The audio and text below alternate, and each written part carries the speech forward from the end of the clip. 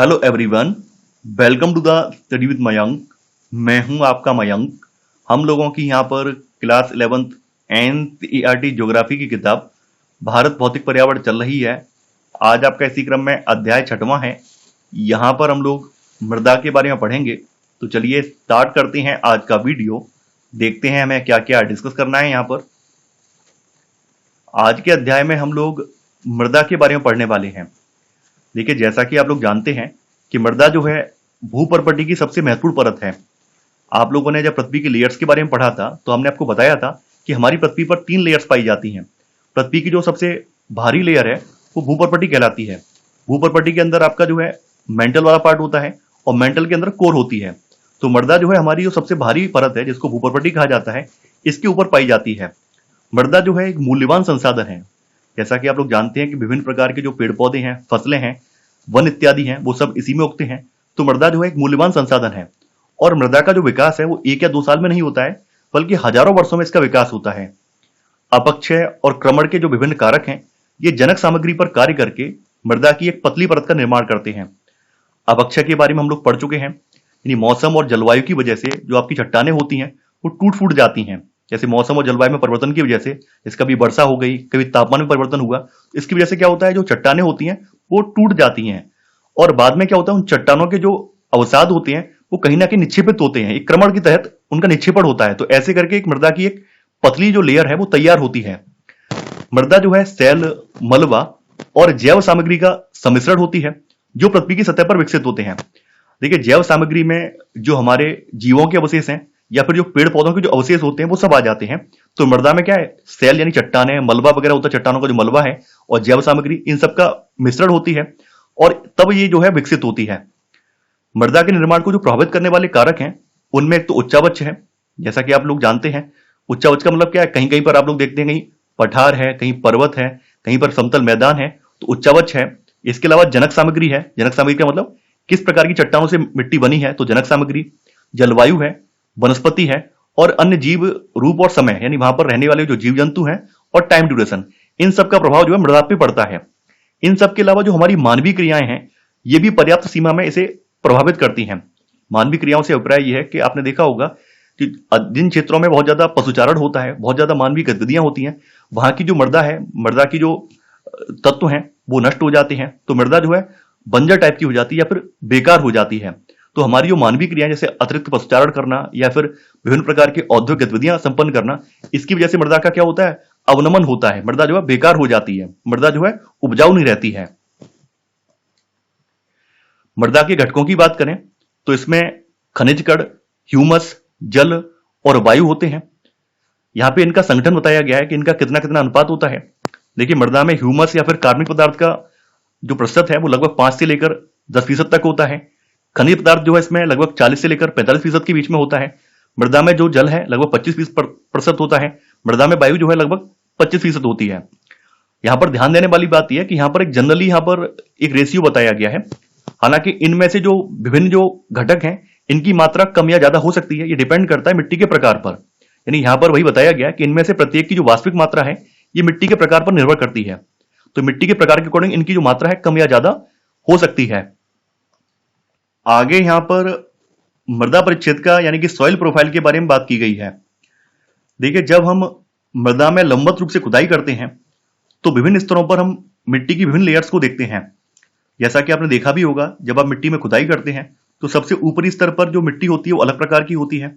जैसे ही आप थोड़ा गहराई में बढ़ते हैं, गहराई में बढ़ने पर आपको हल्का सा गीली और चिकनी मिट्टी टाइप देखने को मिलती है। थोड़ा सा और अंदर बढ़ने पर आप लोग देखते हैं कि मिट्टी के साथ साथ जो कंकड़ पत्थर है वो आपको देखने को मिलते हैं। जैसे ही आप थोड़ा सा और गहराई में बढ़ते हैं तो आप लोग देखते हैं कि जो चट्टान वगैरह होती हैं, ठोस चट्टान वगैरह, वो आपको देखने को मिलती हैं। तो यहाँ पर आप मिट्टी में जो लंबवत खुदाई कर रहे हैं तो यहाँ पर जो विभिन्न लेयर्स आप लोग देख रहे हैं इनकी सामूहिक व्यवस्था को ही मृदा परिच्छेद का या सॉइल प्रोफाइल कहा जाता है। यहाँ पे बताया भी गया है कि मृदा की विभिन्न परतों के ऊर्ध्वाधर स्तरों के, ऊर्ध्वाधर का मतलब लंबवत, तो लंबवत स्तरों के सामूहिक विन्यास को मृदा परिच्छेद का कहा जाता है। और भूमि में गड्ढा खोदने पर मृदा की हमें 5 परतें दिखाई देती हैं जिन्हें संस्तर या फिर होराइजन कहा जाता है। देखिए, यहाँ पर एक बात मैं स्पष्ट करना चाहूंगा, आपकी एनसीईआरटी में 4 लेयर बताई गई हैं, जबकि जो स्टैंडर्ड किताबें हैं उनमें 5 लेयर बताई गई हैं। कुछ कुछ किताबों में 5 से ज्यादा लेयर बताई गई हैं। ये जो वर्गीकरण है, मिट्टी की परतों का जो वर्गीकरण किया गया है, वो अध्ययन की सुविधा के लिए किया गया है। तो आप लोग स्टैंडर्ड किताबों के हिसाब से आप देखेंगे तो 5 लेयर हैं और वैसे 4 लेयर हैं। यहाँ पे सबसे पहले बात करते हैं सबसे ऊपरी लेयर की, जिसको ओ लेयर या फिर ऑर्गेनिक लेयर भी कहा जाता है। तो ऑर्गेनिक लेयर या ओ संस्तर जो है, ये सबसे ऊपरी खंड होता है और यहाँ पर पौधों की वृद्धि के लिए अनिवार्य जैव पदार्थ पाया जाता है, यानी यहाँ पर ह्यूमस की उपस्थिति होती है। ह्यूमस जो है जीवों के सड़े गले अवशेष को कहा जाता है, तो यहाँ पर ह्यूमस पाया जाता है और यहाँ पर जैव पदार्थों का खनिज पदार्थ, पोषक तत्वों और जल से संयोग होता है। ओ संस्तर के बाद आपका आ जाता है आपका ए संस्तर। चूंकि ए संस्तर जो है ओ संस्तर के नजदीक है, इस वजह से इसमें भी कुछ ना कुछ जैव पदार्थ देखने को मिलता है और यहाँ पर खनिज पदार्थ का अपक्षय स्पष्ट नजर आता है। यहाँ पर खनिज पदार्थों का जो अपक्षय है वो भी यहाँ पर नजर आता है। ए के बाद आपका आ जाता है ई संस्तर। जैसा कि आप देख पा रहे हैं ये ई संस्तर है। देखिए ई संस्तर में क्ले, आयरन और एल्यूमिनियम ऑक्साइड का निच्छालन होता है। निच्छालन का मतलब क्या होता है कि जब ऊपर से जब बरसात होती है या पानी ऊपर से रिसकर मिट्टी में जाता है तो मृदा में मौजूद जो पोषक तत्व होते हैं वो निचले निचले संस्तरों में चले जाते हैं। तो इस प्रक्रिया को निच्छालन कहा जाता है। यानी अधिकतर पानी बरसने से या बहुत ज्यादा वर्षा होने की वजह से जो मिट्टी में मौजूद पोषक तत्व वगैरह होते हैं या अन्य तत्व होते हैं वो मिट्टी के निचले संस्तरों में चले जाते हैं। तो इस प्रक्रिया को निच्छालन कहते हैं। तो इस स्तर में जो क्ले, आयरन और एल्यूमिनियम ऑक्साइड का निच्छालन होता है, परिणाम स्वरूप इसमें क्वार्टज, रेत और सिल्ट कणों या फिर इसी प्रकार के प्रतिरोधी खनिजों की सांद्रता अधिक होती है। यानी यहाँ पर निच्छालन होने की वजह से यहाँ पर क्वार्टज, रेत या सिल्ट के कण या फिर इसी प्रकार के अन्य कण अधिक देखने को मिलते हैं। ई के बाद आपका बी संस्तर आ जाता है। देखिए यहाँ पर आपको एक बात और ध्यान रखनी है कि यहाँ पर जो मृदा परिच्छेदिका की जो विभिन्न लेयर्स का जो क्रम है उसे आपको एबीसीडी के रूप में याद नहीं रखना है, बल्कि आपको इसी रूप में याद रखना है। सबसे ऊपरी जो लेयर है ओ लेयर है, इसके बाद फिर आपकी ए लेयर है, फिर आपकी ई लेयर है, फिर बी लेयर है, फिर सी लेयर है और सबसे लास्ट में यहाँ पर आर लेयर है। तो इसी क्रम में आपको याद रखना है। बी संस्तर की बात करें तो बी संस्तर की जो रचना है ये ढीली जनक सामग्री से होती है। ढीली जनक का मतलब क्या है कि जब जो आधारी चट्टानें होती हैं, जनक चट्टानें होती हैं, टूट फूट जाती हैं तो उन चट्टानों से बी संस्तर बनता है। ये जो आपकी बी संस्तर वाली जो परत है ये मृदा निर्माण की प्रक्रिया में पहली अवस्था होती है, यानी यहीं से मिट्टी का निर्माण आरंभ होता है। इसमें मूल चट्टानों की जो संरचनाएं हैं ये पर्वतित रूप में अवस्थित होती हैं, क्योंकि मूल चट्टानों के टूटने फूटने से या उनके विघटन से बी संस्तर बनता है। तो इसमें जो मूल चट्टानों की संरचनाएं हैं ये पर्वतित अवस्था में पाई जाती हैं। देखिए इस संस्तर में पदार्थों का संचयन होता है, इसलिए इसे निक्षेपण संस्तर भी कहा जाता है। यानी बी संस्तर को निक्षेपण संस्तर भी कहते हैं। बी के बाद फिर आपका अगला संस्तर है सी संस्तर। देखिए इसे जनक चट्टान या फिर आधारी चट्टान भी कहा जाता है और इस संस्तर में जो मुख्य जैविक क्रियाएं हैं ये नहीं होती हैं। अब देखिए जैसा कि मैंने आपको बताया था कि कुछ स्टैंडर्ड किताबों में 5 लेयर मानी गई हैं, जबकि कुछ में इससे ज्यादा मानी गई हैं। तो आप लोग देखेंगे 5 लेयर तो यहाँ पर अधिकांश किताबों में देखने को मिलेंगी। कुछ किताबों ने क्या है 6 लेयर्स भी बताई हैं, यानी कि जो पेरेंट रॉक है इसके नीचे बेड रॉक पाई जाती हैं। तो इसे जो है आर संस्तर बोला गया। सबसे निचली जो अवस्था बोली गई है, जो आपकी 6 लेयर यहाँ बताई गई हैं, वहां पर जो सी संस्तर है उसके बाद आर वाला संस्तर बताया गया जिसको बेड रॉक कहा जाता है। आगे यहां पर मृदा का वर्गीकरण दिया गया है।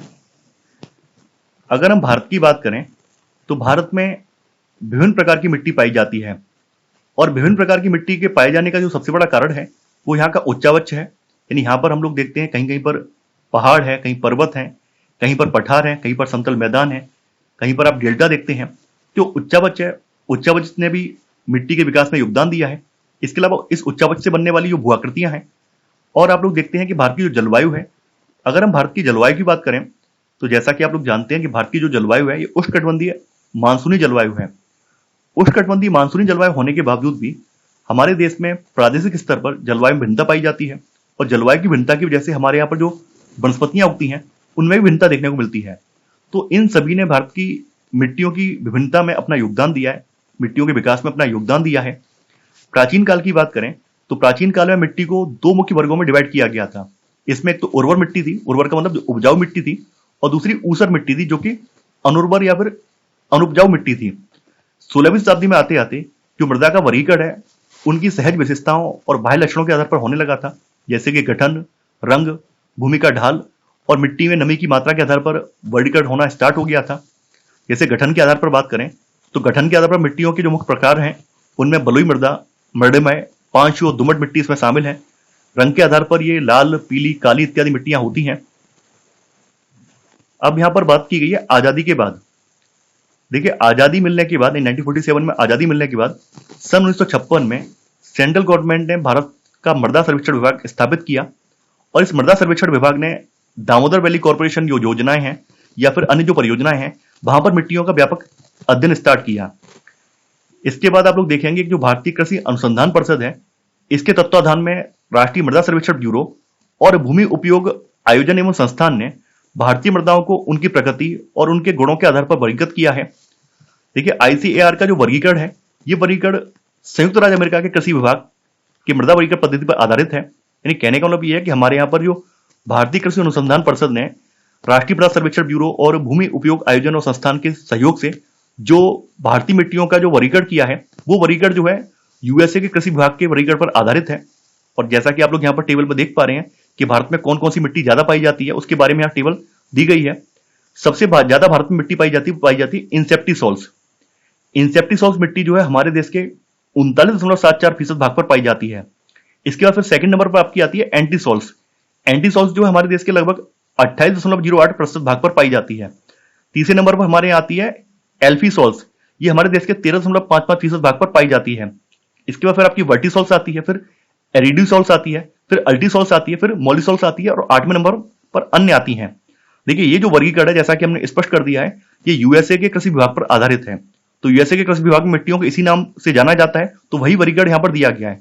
आपको यहाँ पर दोनों प्रकार का वर्गीकरण याद रखना है, जैसे हमने जलोढ़ मृदा के बारे में भी याद रखेंगे, काली मिट्टी के बारे में भी याद रखेंगे, लेकिन जो यूएसए की कृषि विभाग की पद्धति पर आधारित जो वर्गीकरण है इसको भी हमें याद रखना है, क्योंकि कई बार एग्जाम में इससे भी प्रश्न पूछे गए हैं। जैसे पूछ लिया जाता है कि भारत में निम्न में से किस प्रकार की मिट्टी ज्यादा पाई जाती है, और वहां पर 4 विकल्प दे दिए, इंसेप्टिसॉल्स, एंटीसॉल्स, ऐसे करके विकल्प दे दिए, तो आपको पता होना चाहिए किस प्रकार की मिट्टी भारत में ज्यादा पाई जाती है। तो आपको ये टेबल को स्किप नहीं करना है, बल्कि इसको ध्यान से पढ़ना है, तैयार करना है कि भारत में इंसेप्टिसॉल्स प्रकार की जो मिट्टी है वो सबसे ज्यादा पाई जाती है। सेकंड नंबर पर आपकी आ जाती है एंटीसॉल्स आ जाती है। अब देखिए यहां पर हम लोग जो सहज रूप में मिट्टियों का जो वर्गीकरण पढ़ते हैं वही वर्गीकरण यहां पर दिया गया है। जैसे उत्पत्ति, रंग, संयोजन और अवस्थिति के आधार पर भारत की जो मिट्टियां हैं इनको निम्नलिखित प्रकारों में वर्गीकृत किया गया है। सबसे पहले आ जाती है आपकी जलोढ़ मृदाएं। देखिए जलोढ़ मृदाएं जो है भारत के उत्तरी मैदान, नदी घाटियों के विस्तृत भागों में पाई जाती हैं। जलोढ़ मृदा को जो है कांप मृदा या फिर कछारी मिट्टी भी कहा जाता है। देखिए जलोढ़ मृदाएं जो है देश के कुल क्षेत्रफल के लगभग 40% भाग में पाई जाती हैं। जलोढ़ मृदाएं चूंकि जैसा कि आप लोग जानते हैं ये जलोढ़ मृदाएं कैसे आई हैं, ये निक्षेपण की मृदाएं हैं। निक्षेपण का मतलब नदियों के द्वारा जो अवसाद बहाकर लाए जाते हैं उन अवसादों के निक्षेपण से ये मृदाएं तैयार होती हैं। तो ये निक्षेपण मृदाएं हैं जिन्हें नदियों या सरताओं ने वाहित और निक्षेपित किया है। ये जो मृदाएं हैं ये राजस्थान के एक संकीर्ण गलियारे से होती हुई ये मिट्टियां जो है गुजरात के मैदान तक फैली हुई हैं। देखिए जैसा कि आप देख पा रहे हैं ये आपकी जलोढ़ मृदा है, तो जलोढ़ मृदा का आप क्षेत्र यहाँ पर देख पा रहे हैं, पूरा का पूरा क्षेत्र आप देख रहे हैं ये जलोढ़ मृदा का क्षेत्र है। डॉट के रूप में जो क्षेत्र आप देख रहे हैं ये पूरा का पूरा क्षेत्र आप जलोढ़ मृदा का क्षेत्र देख रहे हैं। तो ये कहां तक फैली हुई है, ये गुजरात तक फैली हुई है। वहीं प्रायद्वीप की बात करें तो प्रायद्वीपीय प्रदेश में ये पूर्वी तट की जो नदी डेल्टा है उनके साथ साथ ये नदी घाटियों में भी पाई जाती हैं। जैसा कि आप देख पा रहे हैं प्रायद्वीपीय प्रदेशों में जहां जहां नदियों की डेल्टा है वहां पर पाई जाती हैं या फिर नदियों की घाटियों में पाई जाती हैं। जलोढ़ मृदाओं के गठन की बात करें तो देखिए गठन में ये मिट्टियां जो हैं बलुई दोमट से लेकर चिकनी मिट्टी की प्रकृति की पाई जाती हैं। जो बलुई दोमट मृदा है इसकी जल धारण करने की क्षमता सबसे कम होती है।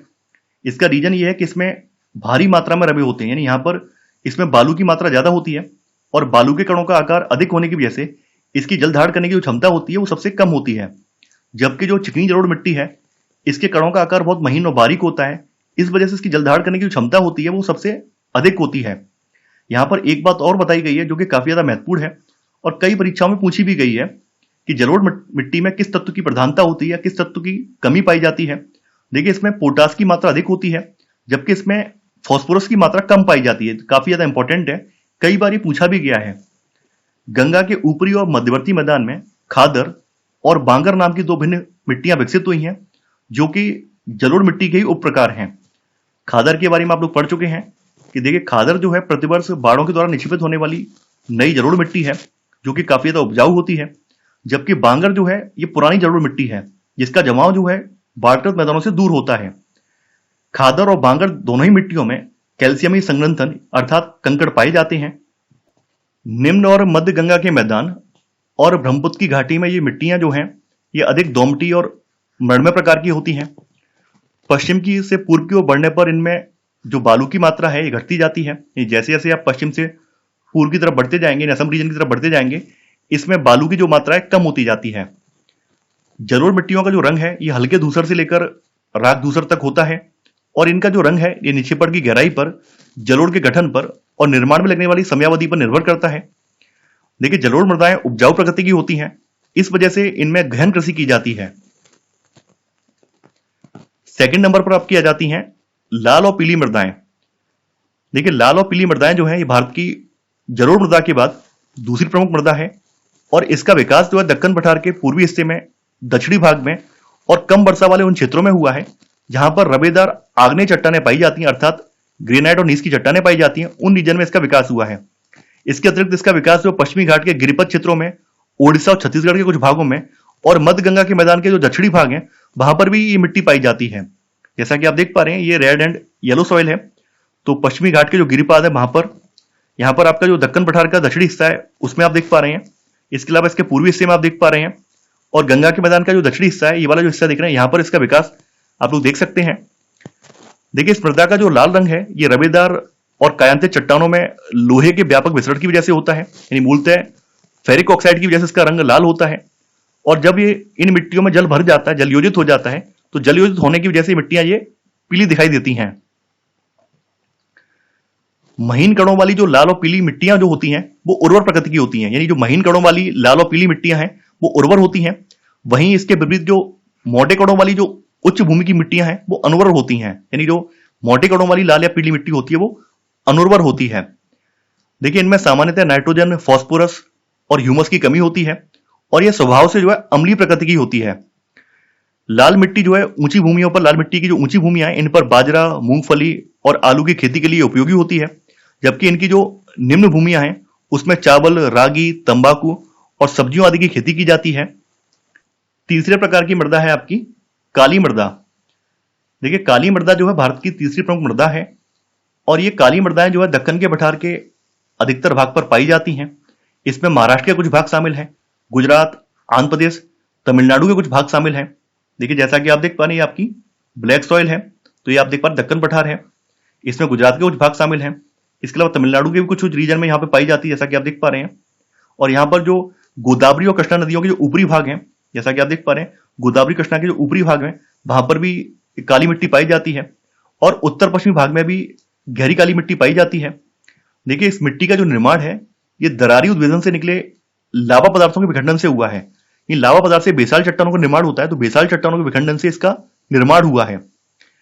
ह्यूमस, एल्यूमिनियम और लोहा के टाइटेनिफेरस मैग्नेटाइट यौगिक की उपस्थिति की वजह से इस मिट्टी का रंग जो है काला होता है। यानी इस मिट्टी में ह्यूमस, एल्युमिनियम और लोहा का जो टाइटेनिफेरस मैग्नेटाइट है ये यौगिक उपस्थित होता है, इस वजह से इस मिट्टी का रंग काला होता है। देखिए, इन मृदाओं को जो है रेगुर या फिर कपास वाली काली मिट्टी भी कहा जाता है, क्योंकि इसमें कपास की खेती बहुत ज्यादा की जाती है। कपास की खेती के लिए आदर्श मृदा होती है। इसके अतिरिक्त इसे जो है उष्णकटिबंधीय चेरनोजम या फिर ट्रॉपिकल ब्लैक अर्थ भी कहा जाता है। उत्तर प्रदेश में इस मृदा को करेल की संज्ञा दी जाती है। देखिए, उत्तर प्रदेश में जो काली मृदा कहीं कहीं पाई जाती है उसको करेल की संज्ञा दी जाती है। काली मृदाएं जो मृणमय होती हैं, गहरी होती हैं और अपारगम होने की वजह से ये गीली होने पर सूख फूल जाती हैं। यानी जब ये गीली होती हैं तो ये फूल जाती हैं। मृणमय का मतलब इनमें जो चिकनी क्ले है, चिकनी मिट्टी है वो ज्यादा पाई जाती है, गहरी होती है। अपारगम यानी इनमें अगर पानी डाल दिया जाए तो पानी एकदम से नीचे के परतों में नहीं पहुंच पाता है, पानी इसमें एकदम सोख लेती है एकदम, तो पानी को सोखने की वजह से गीली हो जाती हैं। गीली होकर ये फूल जाती हैं और चिपचिपी हो जाती हैं। जब ये सूख जाती हैं तो इनमें चौड़ी चौड़ी दरारें पड़ जाती हैं। जैसे ऐसे प्रतीत होता है कि जैसे इनमें स्वतः जुताई हो गई हो। इसी वजह से इसे स्वतः जुताई वाली मिट्टी भी कहा जाता है। आपने देखा होगा कि कई मूवी वगैरह में या कई पोस्टर में देखा होगा किसानों को एक सूखी मिट्टी वाले खेत में दिखाया जाता है जिसमें चौड़ी चौड़ी दरारें होती हैं, वो काली मिट्टी वाला ही खेत होता है जिसके फोटो आप लोग देखते हैं। तो अक्सर ये दक्कन वाला रीजन है, महाराष्ट्र वाला रीजन है, जहां पर अक्सर सूखा पड़ता रहता है, वृष्टिछाया क्षेत्र जो है वहां पर आपको इस तरह की मिट्टी अधिकांश देखने को मिलती है, और वहीं के फोटो अधिकांश सोशल मीडिया में वायरल भी होते हैं। देखिए, जैसा कि हमने आपको बताया था कि ये मिट्टी मृणमय है, अपारगम में है, और इसमें जो है नमी के अवशोषण की जो क्षमता होती है और क्षय की जो विशेषता है, यानी नमी के जो अवशोषण है लंबे समय तक रहता है और नमी का क्षय जल्दी नहीं होता है। इसी वजह से काली मिट्टी में लंबी अवधि तक नमी बनी रहती है। इस मिट्टी में फास्फोरस, नाइट्रोजन और जैव पदार्थों की कमी होती है, जबकि पोटास, चूना, लौह, मैग्नीशिया और एल्यूमिनिया के जो तत्व हैं ये काफी मात्रा में पाई जाती हैं। चौथे प्रकार की मृदाएं लैटेराइट मृदाएं हैं। देखिए लैटेराइट लैटिन शब्द लेटर से बना है और इसका शाब्दिक अर्थ होता है ईंट, यानी ये मृदाएं ईंट के समान लाल रंग वाली होती हैं। लैटेराइट मृदाएं जो है उच्च तापमान और भारी वर्षा के जो उष्णकटिबंधीय क्षेत्र हैं वहां पर ये विकसित होती हैं, यानी ऐसे क्षेत्र जहां पर भारी वर्षा होती है, तापमान साल भर उच्च रहता है, तो उन क्षेत्रों में लैटेराइट मृदाएं विकसित होती हैं। ये मृदाएं जो है तीव्र निच्छालन का परिणाम है।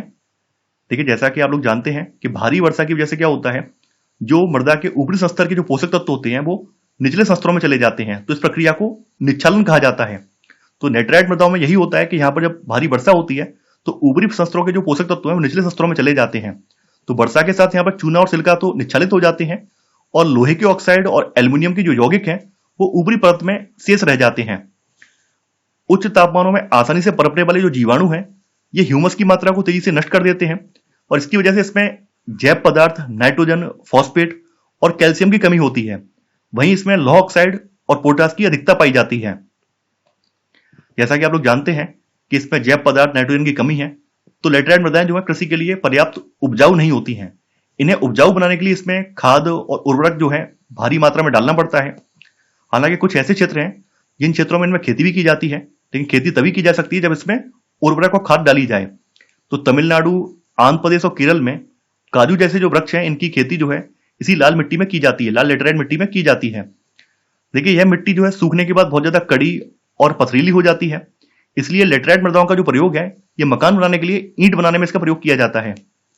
इन मृदाओं का जो विकास है ये मुख्य रूप से प्रायद्वीपीय पठार के ऊंचे क्षेत्र हैं उनमें इनका विकास हुआ है। लैटेराइट मृदाएं जो है सामान्यतः कर्नाटक, केरल, तमिलनाडु, एमपी, उड़ीसा और असम के पहाड़ी रीजन में ये पाई जाती हैं। पांचवें प्रकार की जो मृदाएं हैं ये शुष्क मृदाएं हैं। देखिए शुष्क मृदाओं का विकास उन क्षेत्रों में होता है जहां पर जलवायु शुष्क होती है, तापमान काफी ज्यादा उच्च होता है और यहाँ पे वर्षा बहुत कम होती है, तो उन क्षेत्रों में शुष्क मृदाओं का विकास होता है। देखिए इसका रंग जो है लाल से लेकर किसमिसी तक होता है और ये सामान्यतः संरचना से बलुई होती हैं और प्रकृति से लवड़ी होती हैं। ये मिट्टियां जो है अनुर्वर होती हैं, खेती के लिए ये मिट्टियां उपजाऊ नहीं होती हैं। कुछ क्षेत्रों में इन मिट्टियों में नमक की मात्रा इतनी ज्यादा होती है कि इनके पानी को वाष्पीकृत करके नमक बनाया जा सकता है। जैसा कि आपने बताया था कि ये शुष्क जलवायु, उच्च तापमान और तीव्र गति से यहाँ वाष्पीकरण की वजह से ये जो मिट्टियां होती हैं इनमें नमी और ह्यूमस की मात्रा काफी ज्यादा कम होती है। इसमें नाइट्रोजन जो है अपर्याप्त होता है और फॉस्फेट जो है सामान्य मात्रा में यहाँ पर होता है। देखिए यहाँ बताया गया है कि नीचे की ओर चूने की मात्रा बढ़ते जाने के कारण निचले स्तरों में कंकड़ों की परतें पाई जाती हैं, यानी कि इस मिट्टी में जैसे जैसे आप नीचे बढ़ते जाएंगे तो नीचे के बढ़ने पर चूने की मात्रा बढ़ती जाती है और चूने की मात्रा बढ़ने के साथ साथ निचले स्तरों में यहाँ पर कंकड़ों की परतें पाई जाती हैं। मृदा के तली स्तर में कंकड़ों की परत के बनने की वजह से जो पानी का रिसाव है ये सीमित हो जाता है। चूंकि इसकी तली में कंकड़ों की परत होती है, यानी जो आपकी चूने की परत होती है, इस वजह से जो मिट्टी में से पानी का जो रिसाव होता है वो निचले स्तरों में नहीं हो पाता है। इसलिए यदि इन मिट्टियों में सिंचाई की जाती है तो इन मिट्टियों में नमी जो है लंबे समय तक बनी रहती है। यानी यहाँ पे बताया भी गया है कि सिंचाई किए जाने पर इन मृदाओं में पौधों की सतत वृद्धि के लिए नमी सदा उपलब्ध रहती है, क्योंकि यहाँ पर जो नमी होती है वो निचले स्तरों में नहीं जा पाती है। ये जो मिट्टियां हैं पश्चिमी राजस्थान, दक्षिणी पंजाब, पश्चिमी हरियाणा, उत्तरी गुजरात, तो यहाँ के शुष्क प्रदेशों में मिट्टियां ये पाई जाती हैं। छठे प्रकार की मिट्टियां हैं लवण मृदाएं। देखिए लवण मृदाओं को रेह, ऊसर या फिर कल्लर मृदाएं भी कहते हैं। लवण मृदाओं में सोडियम, पोटेशियम और मैग्नीशियम का जो अनुपात है अधिक होता है और ये अनुर्वर होती हैं, यानी इसमें किसी भी प्रकार की वनस्पति नहीं उगती है। मुख्य रूप से शुष्क जलवायु और खराब आबोहवा की वजह से इनमें जो लवणों की मात्रा है, यानी कि नमक की जो मात्रा है ये बढ़ती जाती है। ये जो मिट्टियां हैं ये शुष्क और अर्ध शुष्क या फिर जलाक्रांत जो क्षेत्र हैं या फिर जो अनूप या दलदल हैं वहां पर ये मिट्टियां पाई जाती हैं। इनकी जो संरचना है ये बलुई से लेकर दुमटी तक होती है। इनमें जो है नाइट्रोजन और चूने की कमी होती है। देखिए यहां पर ध्यान देने वाली बात यह है कि इसमें नाइट्रोजन और चूने की कमी होती है। लवण मृदाओं का जो अधिकतर प्रसार है ये पश्चिमी गुजरात, पूर्वी तट के डेल्टाओं और पश्चिम बंगाल के सुंदरबन वाले क्षेत्रों में इसका विकास हुआ है। अत्यधिक सिंचाई वाले गहन कृषि के क्षेत्रों में, खास करके जो हरित क्रांति वाले क्षेत्र हैं, देखिए हरित क्रांति जो है आपके पंजाब, हरियाणा और पश्चिमी यूपी वाले रीजन में लागू की गई थी, तो वहां पर जो उपजाऊ जरूर मिट्टियां हैं वो लवड़ी प्रकृति की होती जा रही हैं। उसका रीजन ये है कि वहां पर अधिक सिंचाई की वजह से क्या हो रहा है कि वहां पे केसका क्रिया हो रही है। केसका क्रिया के बारे में आपने पढ़ा होगा, फिजिक्स में पढ़ा होगा। आपने जो लालटेन देखी है, लालटेन सबने देखी होगी, शायद लालटेन के जमाने में से ही आप पैदा हुए होंगे, मेरा मानना यह है। यहाँ पे कुछ ही ऐसे बच्चे होंगे जो कि मॉडर्न जमाने के होंगे। मैंने तो लालटेन देखी है, जो डिबरी होती है मिट्टी के तेल वाली, वो भी देखी है। तो उसमें जो बत्ती होती है, उस बत्ती से जो तेल ऊपर की तरफ चढ़ता है, वो केसका क्रिया के जरिए ही तेल ऊपर चढ़ता है। जैसे आपने देखा होगा कि जब खेत सूख जाता है तो खेत में कई बार क्या होता है, जुताई कर दी जाती है। तो जुताई करने से वहां पर आप देखते हैं खेत में नमी टाइप आ जाती है। तो नमी आने का रीजन क्या होता है कि वहां पर जो खेत की मिट्टी में जो लाखों करोड़ों जो केसकाएं बनी होती हैं वो टूट जाती हैं। उनके टूटने की वजह से मिट्टी जो हमें गीली दिखाई देती है। तो केसका क्रिया की वजह से ही जो होता है, जो तेल है बाती में ऊपर की तरफ चढ़ता है। तो जब हम किसी मिट्टी में लंबे समय तक सिंचाई करते हैं तो वहां पर क्या है, केसका क्रिया होने लगती है। तो केसका क्रिया होने की वजह से निचले स्तर के जो तत्व हैं वो ऊपर आने लगते हैं। तो यहां पर वही चीज बताई गई है कि इसके परिणाम स्वरूप नमक जो है ऊपर की ओर बढ़ता है और मृदा की सबसे ऊपरी परत पर नमक जमा हो जाता है। कि जब हम किसी क्षेत्र में लंबे समय तक सिंचाई करते हैं तो क्या होता है, वहां पे केसका क्रिया को बढ़ावा मिलता है और केसका क्रिया होने की वजह से निचले संस्तरों में मौजूद नमक जो है ये ऊपर की परत पर आ जाता है। देखिए, जिप्सम और पायराइट का प्रयोग करके लवड़ी मिट्टियों को कृषि योग्य बनाया जा सकता है। यानी लवड़ी मिट्टियों को कृषि योग्य बनाने के लिए जिप्सम और पायराइट का प्रयोग किया जाता है। सातवें प्रकार की मृदा है पीटमय मृदा। देखिए, पीटमय मृदा का विकास उन क्षेत्रों में होता है जहां पर भारी वर्षा होती है, उच्च आर्द्रता रहती है और जहां पर वनस्पति की वृद्धि भी अच्छी खासी होती है। तो ऐसे क्षेत्रों में पीटमय मृदाएं विकसित होती हैं। चूंकि इन क्षेत्रों में वनस्पति की वृद्धि अच्छी खासी होती है, तो इस वजह से इन क्षेत्रों की जो मृदा होती है उसमें मृत जैव पदार्थ बड़ी मात्रा में इकट्ठे हो जाते हैं, जो मिट्टी को ह्यूमस और पर्याप्त मात्रा में जैव पदार्थ प्रदान करते हैं। देखिए, जब मिट्टी में ह्यूमस की मात्रा अधिक होती है तो मिट्टी जो है अम्लीय हो जाती है। तो इसी वजह से जो पीटमय मृदा है इसकी अम्लीयता भी अधिक हो जाती है। इन मृदाओं में जैव पदार्थों की जो मात्रा होती है ये 40 से लेकर 50% तक होती है और ये मिट्टियां जो है सामान्यतः गाढ़े और काले रंग की होती हैं। देखिए, पीटमय मृदा जो है एक उच्च लवड़ी मृदा है, लेकिन इसमें पोटास और फॉस्फेट की कमी होती है। अनेक स्थानों पर ये क्षारीय प्रकृति की होती हैं। देखिए, ये मृदाएं जो अधिकतर बिहार के उत्तरी भाग में, उत्तरांचल के दक्षिणी भाग में, पश्चिम बंगाल के तटीय क्षेत्रों में और उड़ीसा और तमिलनाडु रीजन में ये मृदाएं पाई जाती हैं। आठवें प्रकार की मृदा है वन मृदा। देखिए, वन मृदाएं जो हैं ये पर्याप्त वर्षा वाले जो वन क्षेत्र हैं वहां पर ये बनती हैं और इन मृदाओं का जो निर्माण है ये पर्वतीय पर्यावरण में होता है। जैसा कि आप लोग जानते हैं, पहाड़ी ढाल पर जैसे जैसे आप ऊंचाई पर बढ़ते जाते हैं तापमान में गिरावट आती जाती है। तो पर्वतीय पर्यावरण में जैसे जैसे ऊंचाई बढ़ती जाती है वैसे वैसे इनका गठन और संरचना भी बदलती रहती है। घाटियों में ये दुमटी और पांच प्रकार की होती हैं, जबकि पहाड़ों के ऊपरी ढालों पर ये मोटे कणों वाली होती हैं। हिमालय के हिमाच्छादित क्षेत्रों में, यानी हिमालय के जब ऊंचाई वाले जो भाग हैं, चोटियों वाले जो हिस्से हैं, तो हिमालय के जो हिमाच्छादित क्षेत्रों में इन मृदाओं का अनाच्छादन होता रहता है, क्योंकि वहां पर बर्फ इत्यादि पिघलती रहती है। तो बर्फ के पिघलने की वजह से इन मिट्टियों का अनाच्छादन होता रहता है और ऊपरी क्षेत्रों में ये अम्लीय और कम ह्यूमस वाली होती हैं। जबकि जो निचली घाटियां हैं, निचली घाटियों में ये मिट्टियां जो है उर्वर किस्म की होती हैं। देखिए, यहाँ पर नोट के रूप में कुछ चीजें बताई गई हैं। यहाँ बताया गया कि मृदा जो है एक जीवित तंत्र है। जीवित तंत्र का मतलब क्या है कि जैसे पेड़ पौधे सांस लेते हैं, पेड़ पौधे ग्रो करते हैं, मनुष्य की बात की जाए, मनुष्य जीव जंतुओं की बात की जाए, मनुष्य जीव जंतुओं का जन्म होता है, ग्रो करते हैं, उनमें कमी आती है, उनकी मृत्यु हो जाती है। तो मिट्टी का भी यही है, मिट्टी का भी एक विकास होता है। मिट्टियां भी जो है जो जनक चट्टान है उनसे विकसित होती हैं और ऐसे करके विकसित होने के बाद क्षय भी होता है, निम्नीकृत भी होती हैं। तो ये सब चीजें मिट्टियों के साथ भी होती हैं। तो इसलिए मिट्टियों को एक जीवित तंत्र की संज्ञा दी गई है। आगे यहाँ पर मृदा अवकर्षण के बारे में बताया गया है। देखिए, मृदा अवकर्षण को मृदा की उर्वरता के ह्रास के रूप में परिभाषित किया जाता है और मृदा की उर्वरता के ह्रास का मतलब है कि मृदा में पोषक तत्वों की कमी हो जाना, मृदा का पोषण स्तर गिर जाना। जैसा कि आप लोग जानते हैं, सभी पेड़ पौधे, सभी प्रकार की फसलें जो हैं अपने पोषक तत्व जो है मिट्टी से ही ग्रहण करते हैं और यदि मिट्टी में पोषक तत्वों की कमी हो जाती है तो इसका सीधा सा असर पेड़ पौधों की उत्पादकता पर, पेड़ पौधों की ग्रोथ पर, फसलों की ग्रोथ पर पड़ता है। जैसे हम देखते हैं, अगर एक ही खेत में हम लगातार फसलें उपजाते हैं, एक ही खेत में लगातार फसलें उगाते हैं, तो उससे क्या होता है कि जो मिट्टी में नाइट्रोजन पोषक तत्व है उसकी कमी हो जाती है। और जब लगातार एक ही खेत में फसल उपजाते रहते हैं तो एक समय के बाद ये होता है कि जो पैदावार होती है वो भी कम होने लगती है। यानी मृदा का पोषण स्तर गिरने से जो फसलों की पैदावार होती है वो भी कम होती जाती है। इसके अलावा अपरदन और दुरुपयोग की वजह से जो मिट्टी की गहराई है ये भी कम हो जाती है। भारत की बात करें तो भारत में मृदा संसाधनों के क्षय का जो मुख्य कारक है ये मृदा का अवकर्षण है। मृदा अवकर्षण की जो दर है, ये भूआकृति, पवनों की गति और वर्षा की मात्रा के हिसाब से एक स्थान से दूसरे स्थान पर ये बदलती रहती है या भिन्न होती है। अब यहां पर मृदा अपरदन के बारे में बात की गई है। देखिए, मृदा के आवरण का विनाश जो है, ये मृदा अपरदन कहलाता है। और प्राकृतिक और जो मानवीय गतिविधियां हैं, तो प्राकृतिक और मानवीय गतिविधियों से जो अपरदनात्मक प्रक्रियाएं होती हैं, इससे मृदा की जो ऊपरी वाली लेयर होती है, यानी सबसे ऊपरी जो लेयर होती है जिसमें ह्यूमस होता है, ये नष्ट हो जाती है, इसका क्षरण होता है और इसे ही मृदा अपरदन की संज्ञा दी जाती है। प्राकृतिक रूप से होने वाला जो मृदा अपरदन है, इसे प्रकृति अपने हिसाब से संतुलित कर लेती है, लेकिन जब मानवीय कारक इस संतुलन को बिगाड़ देते हैं, तो यहाँ पर मृदा अपरदन की जो दर होती है, ये काफी ज्यादा बढ़ जाती है। मृदा अपरदन के लिए उत्तरदायी जो अपरदनात्मक कारक हैं, उनमें प्रवाहित जल, पवन, कृषि और पशुचारण, मानव बस्तियों का निर्माण, खनन और अन्य जो मानवीय गतिविधियां हैं, जैसे कि सड़कों का निर्माण है या फिर अन्य प्रकार के जो प्रोजेक्ट स्थापित किए जाते हैं, उनसे भी मृदा का अपरदन होता है। देखिए, यहां पर पवन और जल जो हैं, ये मृदा अपरदन के दो शक्तिशाली कारक हैं।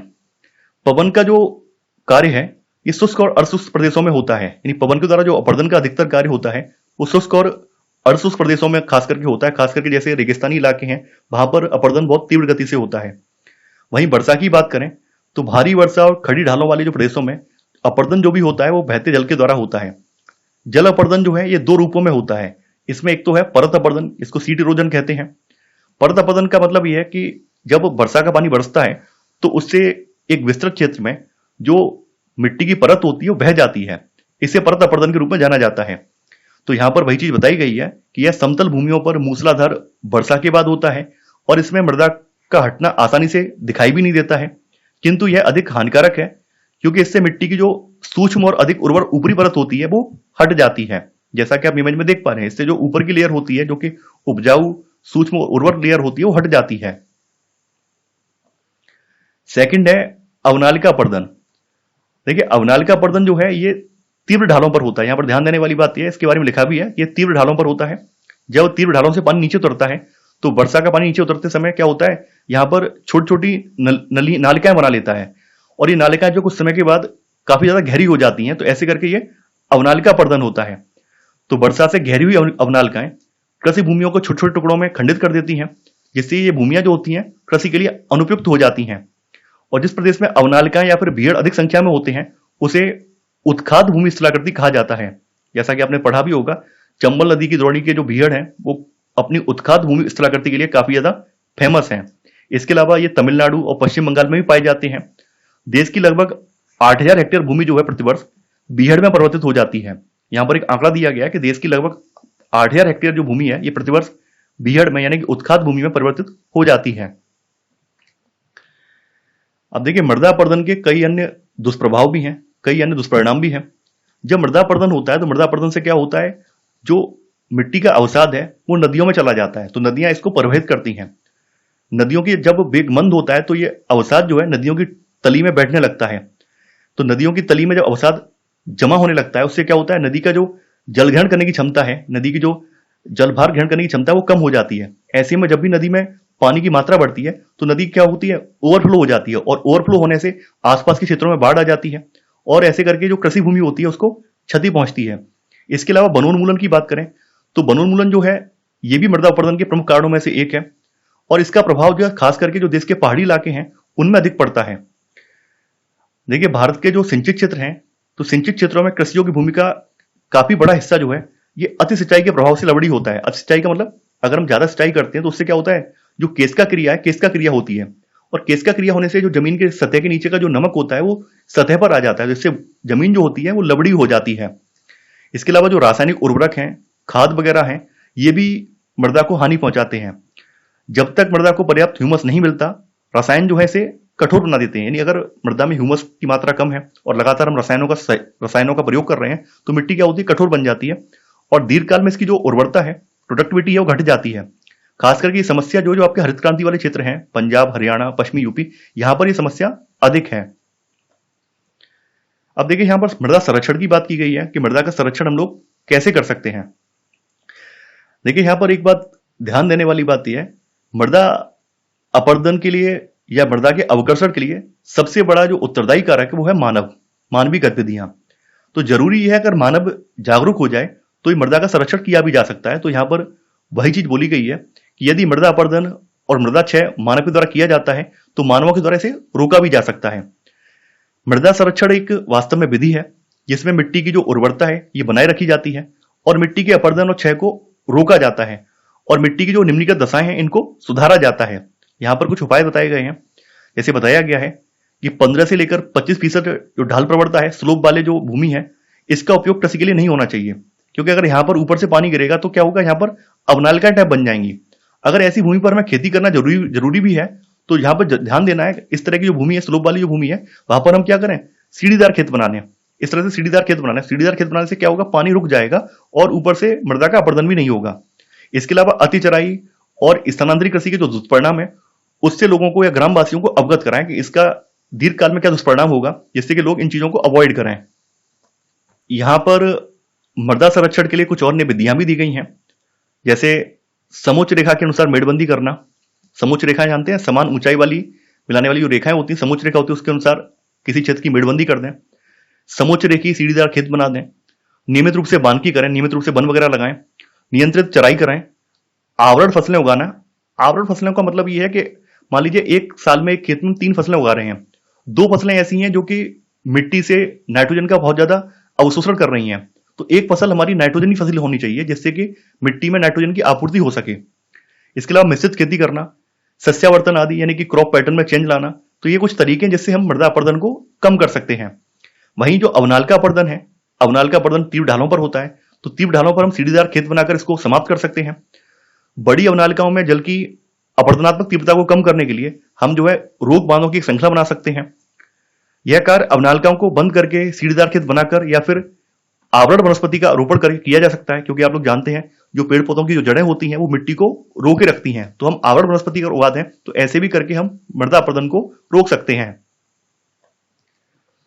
शुष्क और अशुष्क क्षेत्रों की बात की जाए तो यहां पर हम क्या करें, शुष्क और अशुष्क क्षेत्रों में जो कृषि योग्य भूमि है इस पर बालू के टीलों के प्रसार को वृक्षों की रक्षक मेखला है। जैसे मान लीजिए शुष्क और अशुष्क भूमि है, ये खेत है हमारा, है ना।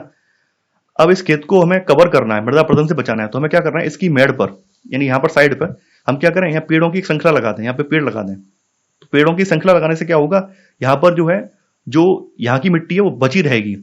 तो ऐसे करके यहाँ पर वृक्षों की रक्षक मेखला बनाकर या फिर वन्य कृषि करके, वन्य कृषि का मतलब क्या है, खेती के साथ साथ वन के साथ साथ खेती भी करना। जैसे वनों के बीच में ही खेती भी कर लेते हैं लोग, जैसे आम का बाग है, आम के बाग के बीच में लोग खेती भी कर लेते हैं, तो वन्य कृषि करके इसको हम रोक सकते हैं। देखिए, भारत सरकार के द्वारा स्थापित जो केंद्रीय मृदा संरक्षण बोर्ड है, इसने देश के विभिन्न भागों में मृदा संरक्षण के लिए अनेक योजनाएं बनाई हैं और केंद्रीय मृदा संरक्षण बोर्ड की स्थापना जो है 1953 में की गई थी। तो ये था हमारा आज का वीडियो। आई होप आपको आज का वीडियो पसंद आया होगा। आप लोग इस वीडियो को लाइक और शेयर करना बिल्कुल मत भूलिए। तो आज के लिए बस इतना ही। Thanks for watching. जय हिंद।